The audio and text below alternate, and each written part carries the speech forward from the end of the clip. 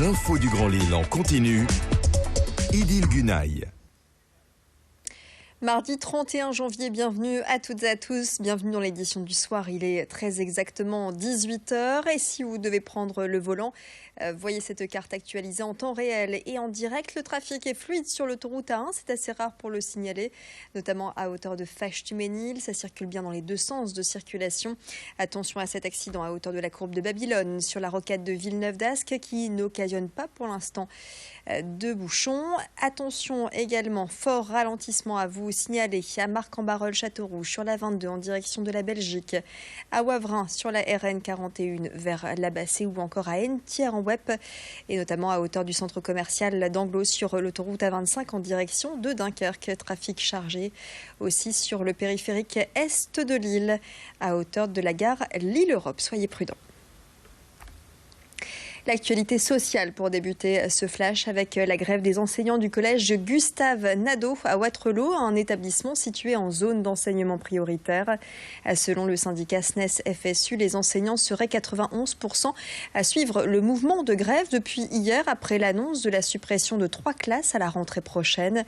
Hier, les syndicats ont été reçus par l'inspection d'académie.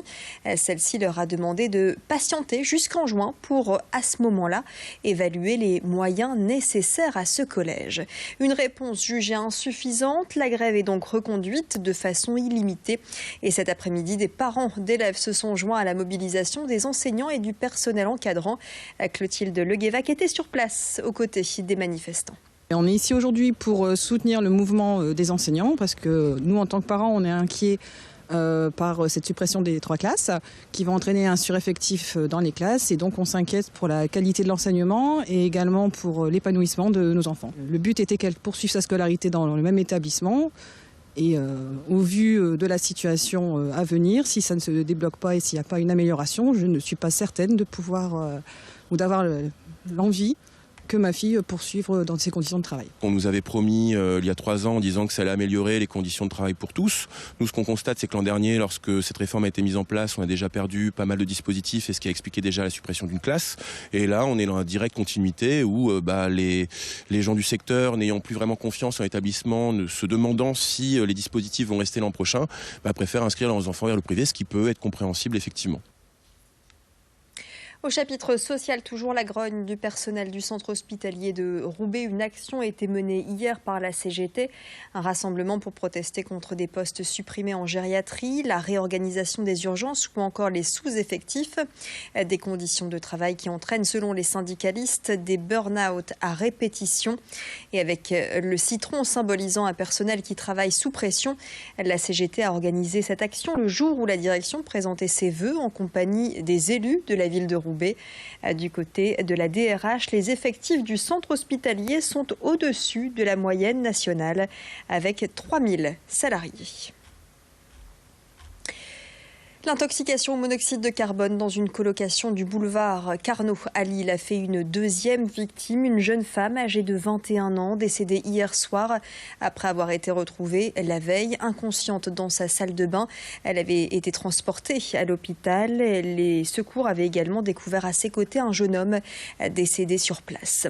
Ce sont les autres colocataires qui ont appelé les secours, s'inquiétant de ne pas voir sortir de la salle de bain leurs amis. Les victimes étaient toutes deux étudiants à l'école centrale de Lille, basée à Villeneuve-d'Ascq, où une cellule psychologique a été installée.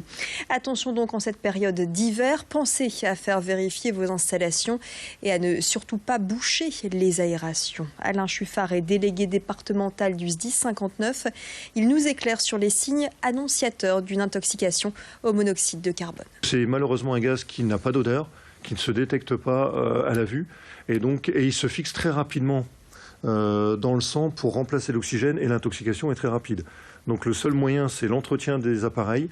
Il existe aussi des détecteurs de monoxyde de carbone qui sont malheureusement plus chers que des détecteurs de fumée, mais qui peuvent aussi sauver des vies puisqu'on ne le sentira pas. Contrairement à un incendie, on va voir la fumée. Là, le monoxyde de carbone, on ne sentira rien et c'est quand on va commencer à avoir les premiers signes, maux de tête, nausées, et qu'on pourrait mettre sur on va dire sur une autre cause, mais ça peut être les premiers signes d'une intoxication au monoxyde de carbone. Et là, il faut très vite sortir pour se soustraire à la cause. Allez, on poursuit notre série consacrée aux métiers de l'aéroport et aujourd'hui, place aux techniciens de maintenance. Comme les agents de balisage que nous avons rencontrés hier, ils travaillent de nuit pour que tout soit prêt en journée lorsque les avions décollent. Ils sont une trentaine dans les hangars de la compagnie Hop à l'île-les-Quins. Leur mission, effectuer les réparations sur les avions, du changement d'un moteur à une simple ampoule. Et puis, ils réalisent des contrôles de prévention pour s'assurer que les avions vieillissent correctement. Tout ceci en suivant une liste de procédures bien précises établies par les ingénieurs aéronautiques. Chaque nuit, c'est le rôle notamment de Christian Dutouy, rencontré par Clotilde Leguévac et que je vous propose d'écouter. Les règles de rigueur, c'est de respecter les procédures de maintenance des tests, donc aussi bien tests que règles de dépannage. Lors d'un dépannage, il y a toute une procédure à respecter.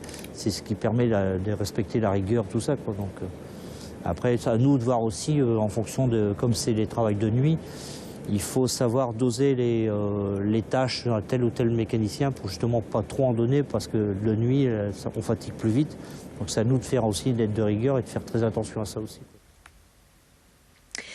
Et puis c'est ce week-end que le carnaval de Dunkerque débutera avec le fameux bal du chat noir au Cursal, l'occasion pour nous de faire la connaissance de Gilles Bedlem, ou plutôt Gilou, l'ambassadeur des comtesses de Malo et de Rosendal. À 50 ans, Gilou est originaire de Malo-les-Bains. Le carnaval, c'est un moment incontournable chaque année.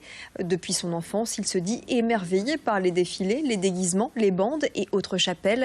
Le carnaval fait aujourd'hui partie de sa vie. Pour lui, c'est la joie de vivre, mais aussi une tradition, la mémoire des pêcheurs dunkerquois disparus en mer et surtout les dons aux bonnes œuvres humanitaires. Alison Pelotier a rencontré Gilou chez lui à Dunkerque et vous allez voir, en plein préparatif pour le carnaval.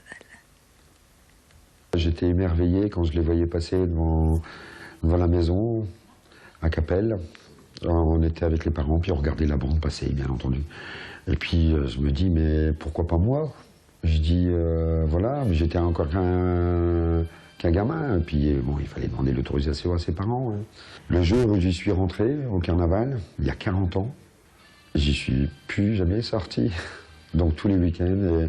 D'autant plus que c'est même plus important depuis que je suis parti de Dunkerque. Maintenant que j'habite sur l'île, c'est plus la même chose. Ça me manque.